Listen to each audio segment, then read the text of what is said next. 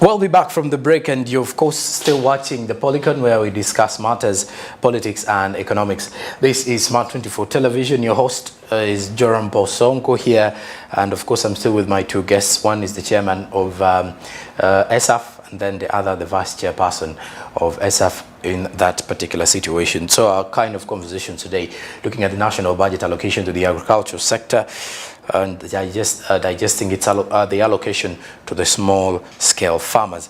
And of course, as we continue these discussions, you get to realize that we want to understand where are the misses and the hits in regards to what the government has planned ahead for the small-scale farmers, especially because when you look deeply in understanding some of these particular kind of situations, at times the small-scale farmers, just like the small-scale enterprises within the trader community, never get heard of as much. They never get appreciated, however much they represent the majority of the players within the sector. Now, the small-scale farmers are those who actually are mainly based into subsistence farming, but not only that, they've already switched to commercial agriculture because by the look of things, they actually grow crops and try out their luck in selling them. However, there are lots of other things that normally affect this particular value chain of taking these particular crops or readily harvested goods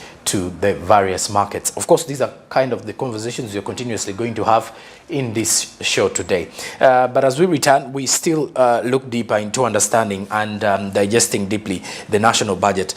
Chairman, when you look at the national budget, the allocation, for example, here, agro-industrialization program is shared between the ministries, departments and agencies, according to the budget here and what was broken down by the SAF team. Where do you think should the focus be this time around, and where do you think the government missed with these allocations? Thank you very much, moderator. Basically, some people sometimes wonder why small-scale farmers. I need to bring the attention of the viewers that we constitute the majority of the population. And if we have almost 50 million and we are over 70%, that means we need a greater attention because our contribution towards the GDP is over 24%. So our contribution should also be taken seriously. So if we are contributing that much, and thirdly, when you look at what is the revenue out of the export from Uganda, coffee ranks the number one, and coffee falls under the area of agriculture and the farmers. Fish, even the flowers are grown. These are the key areas which bring in revenue as foreign income, in addition to tourism, which scored the highest in the last financial year. So now when it comes to allocating back the shares to the sector, and you give the people who contribute more little, and you give other sectors more. This is where we have a problem. Now going back to what you have just asked, according to what was given to, out of the 2.2 trillion, which was given to the sector, it was given to various ministries and departments and agents.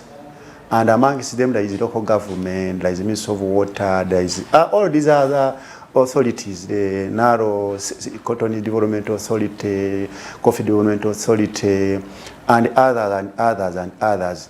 But if you went inside in each of these allocations, for example, Kampala City Authority and others, and find out where is this money exactly going?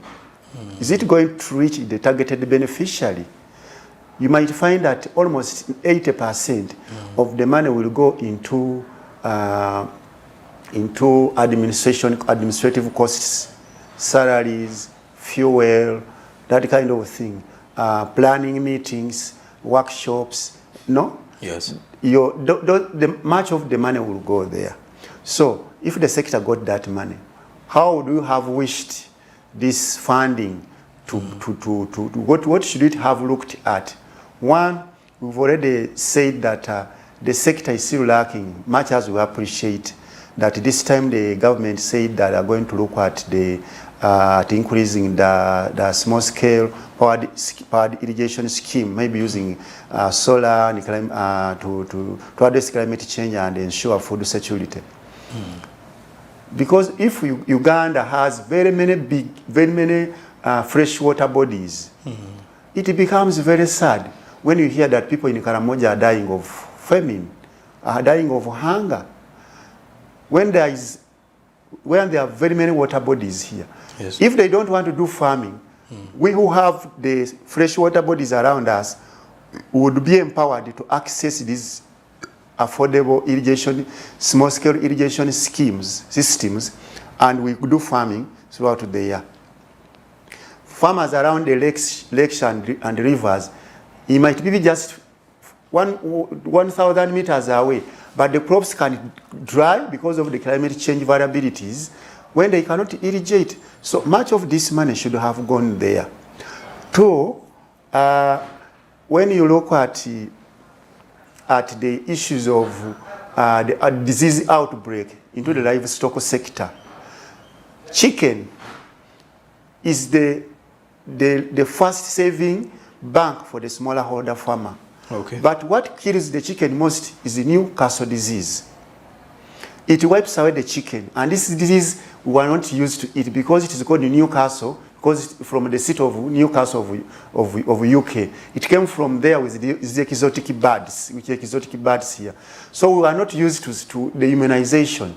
But now the extension service providers to do that sensitization, that please do immunization of your chicken, they are inadequate. They are not enough. Those who are there, some say they are not fully facilitated. And even the vaccines are not really available. They can be in one town, but the farmers are spaced like over 100 kilometers or 50 kilometers or even 20 or 10. So they better leave the chicks or the birds to die, and that brings a bigger shift into the nutrition aspect, into the saving aspect, because if you have a chicken, you are able to sell it and solve smaller problems. The children are able to eat eggs and solve the malnutrition, which is, Uganda is one of the countries which is under the countries which are not performing very well under the malnutrition, under the biennial review report, which was released by the AU. So we were saying that much as this money is given these sectors, maybe I would appreciate like UCDA, maybe they could be developing the coffee seedlings, the Cotton Development Authority. I don't know what they could be doing for that one. But sad enough, the research institutions, which does a lot of work, was given very small money, not even 0.5% on that money there. What do you expect to come from the research? And this is where the president was saying we should put more money into science. But the research institutions get less. Is that enough money to help the researchers really do what they are supposed to do? So our intervention says funding should go to the critical areas which have a bigger impact at the end of the day, when everyone will feel that yes, the government has funded this sector and many people are going to benefit from that sector. So these are some of the areas which we feel that it is really very, very important to be addressed in that direction there. In this very budget, there is the issue of provision of quality seedlings, pesticides, fertilizer, and storage and marketing of agroindustrial value chain in order to increase agriculture and production and productivity. We who are agroecological advocates who are wondering, seedlings, which seedlings? Pesticides, fertilizers, which fertilizers? Storage, what are they storing? Aflatoxin is now on, it is a project. When I was still young, we used to harvest groundnuts, you dry, they leave them to dry even in the farm. Then later you go and unpluck off and dry on the bare ground. You just sweep the ground and make it look very clean. Dry it on the ground and then take it to the granary. This time you do it before the groundnuts have dried. They have already developed the aflatoxins. And when you test the seed into that pod, it is bitter. That's what is called aflatoxin. And it can even kill you. So where is the problem? The problem is inventing new things which they are not aware on how they will behave later. The emphasis should be seeing where did the researchers error and we go backward and correct it by looking at the indigenous seed and knowledge which exists, and we empower and improve on that, in that we have better improved seeds, not the one which are there for seeking for market. And I think it is deliberate that let there be seeds which are challenges of that nature, and it becomes business. As I speak now, aflatoxin is a big drive. People are earning money out of it. Very many conferences too. We should look for solutions of what? Aflatoxins. And people earn from that. It becomes a project. And when people follow sick, then the pharmacies which make the medicine also get money. So we want to break that barrier of that chain. You make a problem here to benefit the other person there. So government should emphasize and put more money to make sure that what comes from the farm is not again a problem to the other communities or the people who will consume it. That intervention will help. We know very well that a lot of funding is now going to find issues of non-communicable diseases. Where is the problem? The problem is that the behavior of people and what they eat, they even don't know where it is coming from. They are not bothered to know where it is coming from. But if they could focus back and say, who are these people producing? What challenges are they having? Why is it that the things we are eating is becoming again hazardous to our lives? Then the government would come in and say, let us cure it. Curing the root causes rather than curing the effect would be the best approach. But I'm telling you right now, the budgets and the other approaches are looking at towards that, curing effects rather than looking at the what? The root causes. This one is not taking us anywhere. We should now look backward and start looking at solving the issues from the grassroots, where it originates from. Then later, we shall have a holistic, free country which has healthy people, healthy soils, healthy ecosystem, and the biodiversity is not spoiled, in that we are able to move together. By the way, we are supposed to be into, is it 2040? To be, how do you call that? Vision 2040 talks of being into the second world or whatever. Second, when it comes to the income levels. But I'm telling you, other people... Second class economy. Other people will be there, but not the small scale farmers. Actually the middle income status. The middle income status. Other people will be there. But the majority of the small scale farmers will be wondering, are we there or not? Why? Because the sector is not funded fully, and the issues affecting the sector are handled just at tips. For the to please, to appease, sometimes to appease, we've given you 1.1 trillion for the parish development model. Yes. And it's effective implementation. Starts immediately after the financial year. At 10,000 and more parishes. Is it 45 parishes? Right now, not even 50% of the parishes have been able to touch the money. They say it is on their account, but the financial year has ended. So is it for pride? Is it for appeasement, in that the government boss, the money is on your account? But the money should be invested. People even started losing morale. That money is just for the sake. So when the money comes, people are excited. Then to not do the best thing, people will invest into other things. So these are the areas we need to look into it. And we are also asking, the 1.1 trillion, how effective, how is government again going to handle this thing? Business not as usual. We appreciate they are trying to cure the issues of corruption. Men have been arrested, those who have already embezzled the money. That's an indicator that is very possible for that money not to be touched by the intended beneficiaries. So we should now look at ways of improving on that one. Very much appreciative. The strategies are good. The president's initiatives are good. But how do we support it to be impactful at the grassroots? How do we support the farmers, and they are aware at the grassroots that this issue here is going to help us and push the country to the other levels where we want to be. So the budget is, the next budget should be focusing in this area. And lastly, I usually wonder, the priorities of government have never been for agriculture sector. How is that so?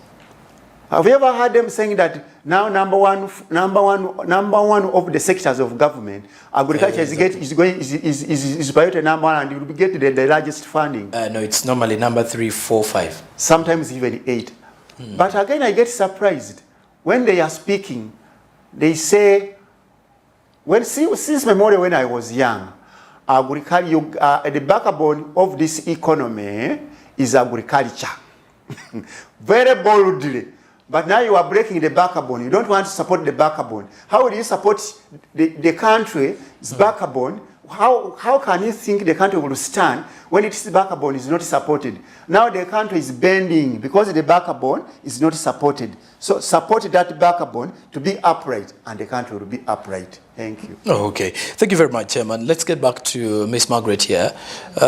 In relation to the priority actions that are looking at commercializing agriculture, there's an element of supporting agriculture research for the development of climate-resilient crops and animal species, and also promoting environmental conservation. That is according to what the government is looking at in order to commercialize agriculture. Let's talk about the research, especially in relation to the small-scale farmers. Have they in any way been included in such research conversations by the government? As I want to start with where ESAF, what ESAF has done in relation to research. Okay. Yes. Of course, we have been in touch with the research institutions like NARO, yeah, like the ones in Serere and so forth, because sometimes farmers get seeds from it. But as ESAF, we have our initiatives of doing the research, and we do that through the farmer field school, where the farmers with the same challenges come together and come up with a common solution to solve that. And that has been across the country, the issue of seed. So what the farmers do is to understand how the seed has been in the past, what has changed, how can we do, what can we do to see that we have the type of seed we want. Based on that, they set objectives, which they base their research on.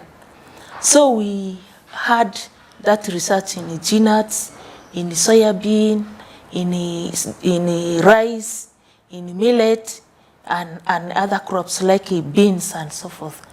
And the farmers are able to come up with a variety which suits in their community.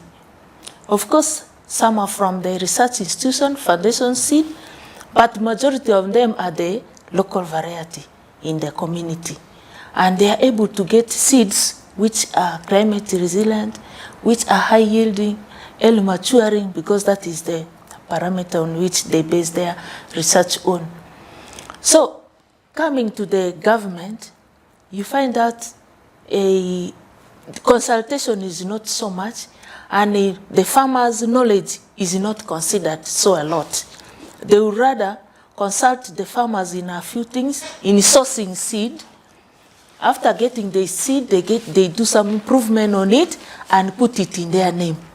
Meaning that the seed the farmer has been changed into another thing. Not the way the farmer has understood it. Now it will go back to the farmer, and they say, you plant this once, then the next season you get another seed. Yet this seed is got from this farmer, and it has turned to be what? Something expensive for the farmer. So the farmers have not been so much involved by the government in the research program. But ESAF, they do in partnership with the research institution, of course. They bring the breeders close to the farmers, okay, so that they understand the farmers' knowledge. They had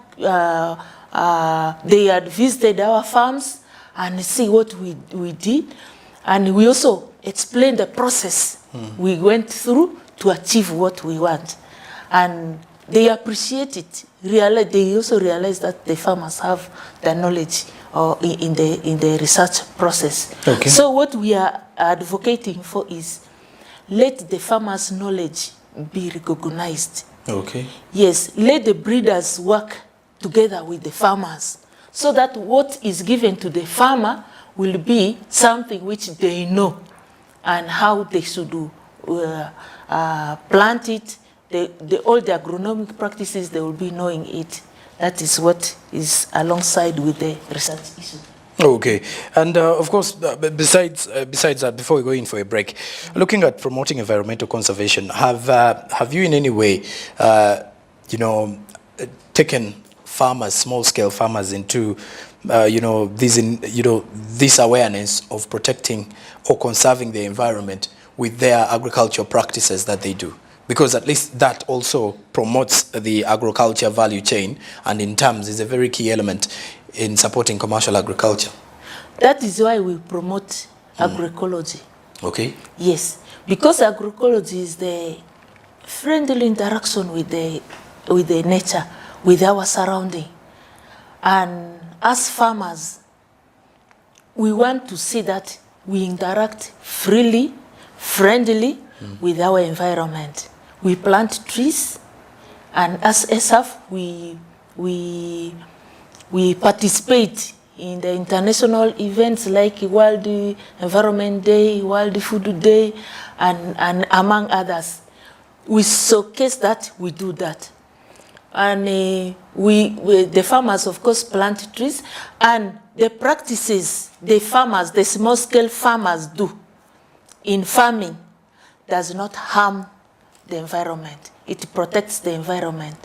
Majority of them are not aware of how to use the chemicals, especially when you go deep in the village. That's why they get, in most cases, exposed to these chemicals, and we don't know what the effect will be like on them. And we don't encourage the farmers to use. The farmers have their own innovation. Like when the army worm befalled in the community, farmers were able to come with they mix some leaves and make some local concoction, and they're able to use it to spray the armyworm. Okay. Even other pesticides we have, like the local vegetables, they use the local knowledge. Yes. Yes, to solve that kind of problem. Okay. So we really see that the farmers' practice does not affect the environment, rather protect the environment. That's why we advocate for the promotion of agroecology, and want to see that the government integrate the practices in the government institutions, like in the schools, in the agricultural institution, and also build the capacity of extension workers along that, so that we are able to get the technical support. Okay, thank you again. And of course, for the viewers out there, when we do return after the break, our discussion now is going to be looking at market access. The market access for the small-scale farmers. I don't know whether the government has been looking at this deeply, because as we look at what the chairman was mentioning, that continue to have conversations rotating around the farmer practices, which they can actually employ in regards to making sure that the commercial agriculture aspect is up there.